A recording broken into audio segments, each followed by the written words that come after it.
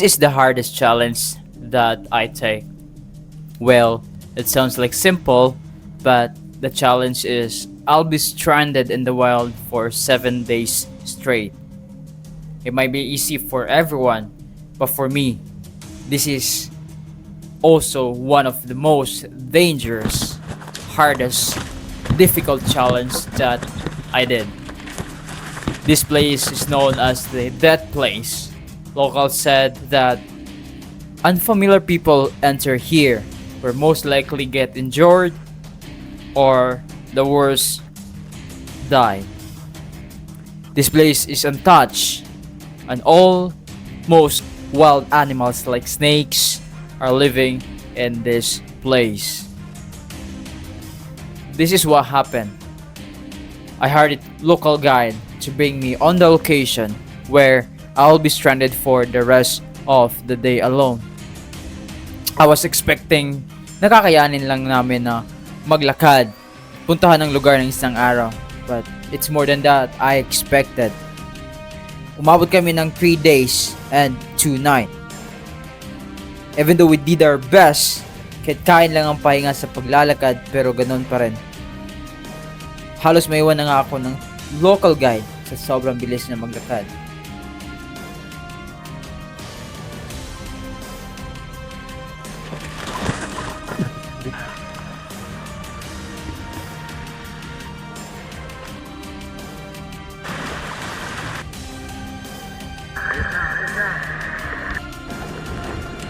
Okay.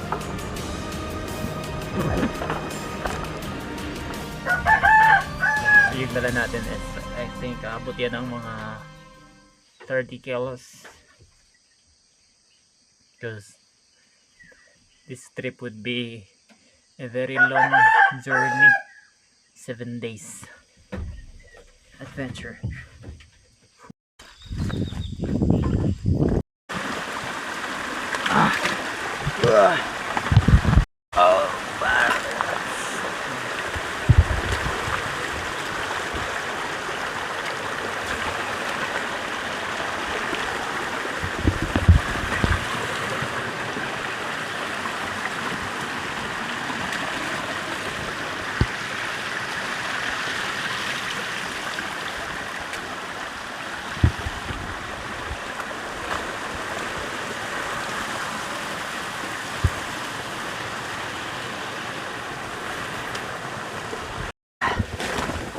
This trip we hired a tour guide, so that person is our tour guide.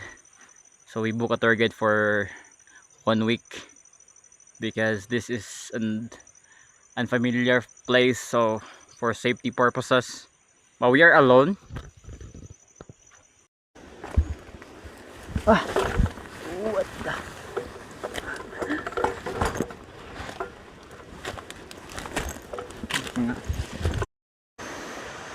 Nawala na yung tour guide, oh. Saan na ba yun? 8 hours na kaming naglalakad. We started 5 AM in the morning doon sa baba. Tapos mabot kami dito 12 noon. Tapos hindi pa kami umabot. So kailangan ko nang tumigil. Nauna na yung tour guide sa atin kasi naubusan na ako ng lakas. Ay nako, nakakainis. Ayaw ko na. Suko na ako. Bang hira.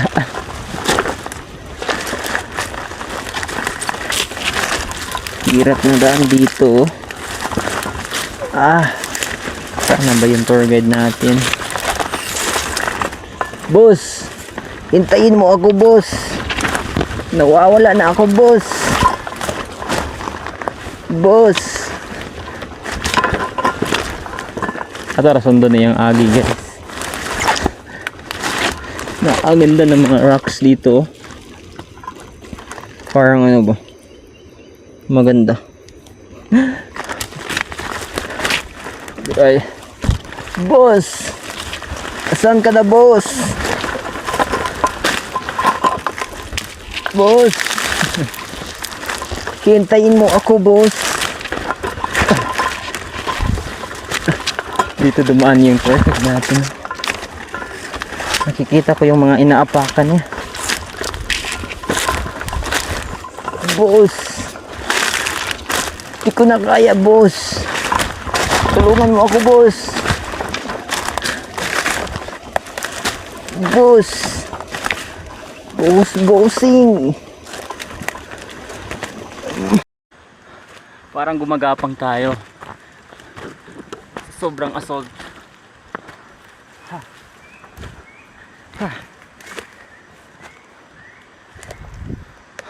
Yung tour guide nang iiwan. Walang hiya. Ganda.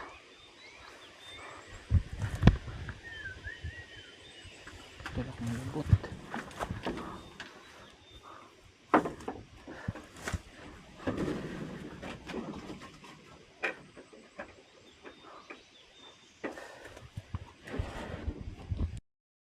Alright, so good morning.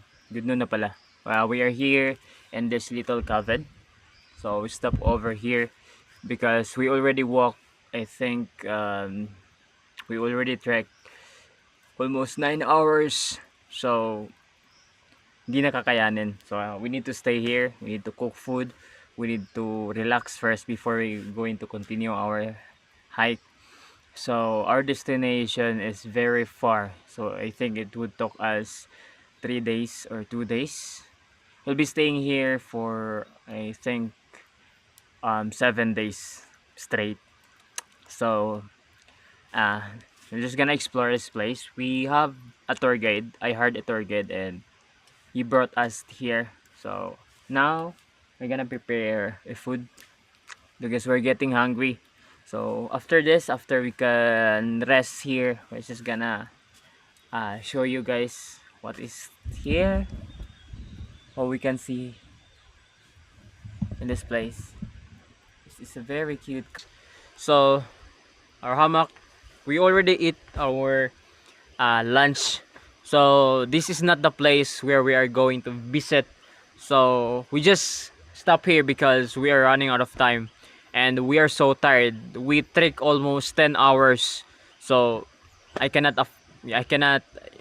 manage that kind of walking, trekking. So we need to take some rest and then we're going to continue our journey tomorrow. But right now what I'm gonna do is that I'm just gonna explore the place here. So as what you can see, this is very wild and this cabin is very nice, guys. I'm gonna sleep here tonight.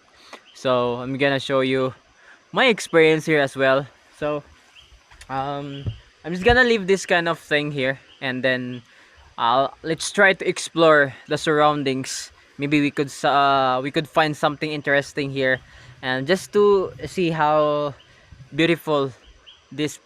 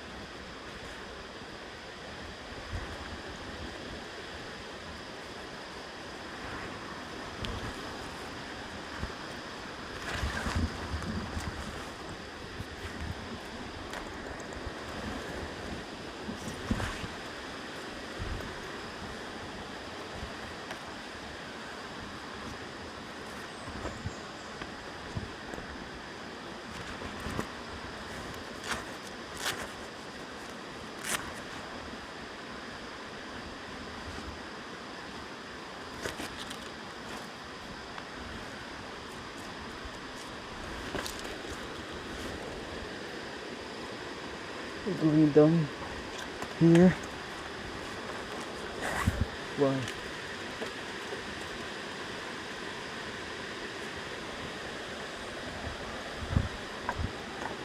Try to go upside.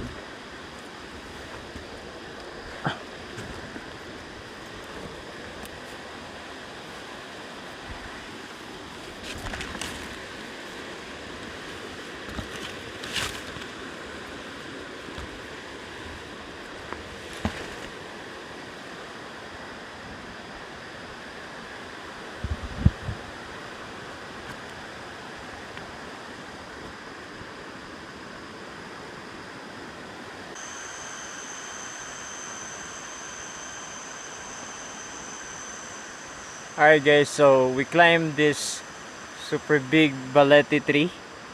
Look at that, it's very huge, like a snake. So this is so beautiful. Ah, this is super amazing. I really like this kind of tree. This is very sexy.